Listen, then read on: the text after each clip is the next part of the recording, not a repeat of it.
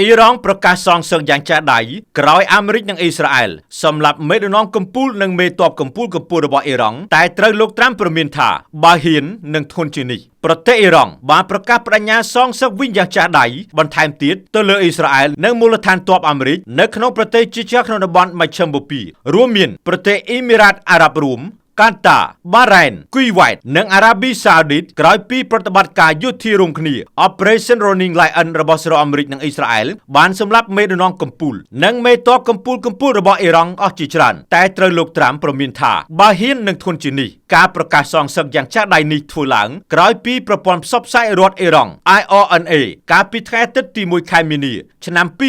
2026បានទទួលស្គាល់ពីការស្លាប់របស់មេដឹកនាំកំពូលអ៊ីរ៉ង់និងមន្ត្រីជាន់ខ្ពស់អ៊ីរ៉ង់ជាច្រើនអ្នកនៅក្នុងការវាយប្រហាររបស់សហរដ្ឋអាមេរិកនិងអ៊ីស្រាអែលកាលពីថ្ងៃសៅរ៍រួមមានដូចជាទី1មេដឹកនាំកំពូលអ៊ីរ៉ង់លោកអាយ៉ាតុលឡាអាលីខាមេនីទី2លោកអាលីសាខាមេនីជាទីប្រឹក្សាសន្តិសុខរបស់លោកអាលីខាមេនីទី3នាយឧត្តមសេនីយ៍អាដូប្រាហ៊ីមម៉ូសាវីជានាយសេនាធិការកងកម្លាំងប្រដាប់អាវុធអ៊ីរ៉ង់និងទី4លោកអាស៊ីសារ៉ាហ្សាឌីរដ្ឋមន្ត្រីការពារជាតិអ៊ីរ៉ង់ព្រមទាំងមេបញ្ជាការជាច្រើនអ្នកទៀតរបស់កងកម្លាំងប្រដាប់អាវុធអ៊ីរ៉ង់ទោះជាយ៉ាងណាប្រធានាធិបតីដូណាល់ត្រាំបានធ្វើការឆ្លើយតបទៅនឹងការគំរាមកំហែងរបស់អ៊ីរ៉ង់ដោយបញ្ជាក់ថាប្រទេសអ៊ីរ៉ង់ទើបតែគំរាមថាពួកគេនឹងធ្វើការវិបកកាន់តែខ្លាំងក្លាហើយលោកបានឆ្លើយតបទៅវិញថាពួកគេមិនគួរធ្វើបែបនោះទេពីព្រោះបើពួកគេហ៊ានធ្វើបែបនោះមែនសហរដ្ឋអាមេរិកនឹងវាយប្រហារពួកគេយ៉ាងធ្ងន់ធ្ងរដោយកម្លាំងដ៏ខ្លាំងក្លាមិនធ្លាប់មាននេះបើយោងតាមប្រភពផ្លូវការពីសេតវិមានសូមបញ្ជាក់ថានៅពេលប្រកាសបើកប្រតិបត្តិការវាយប្រហារកាលពីថ្ងៃសៅរ៍កន្លងទៅ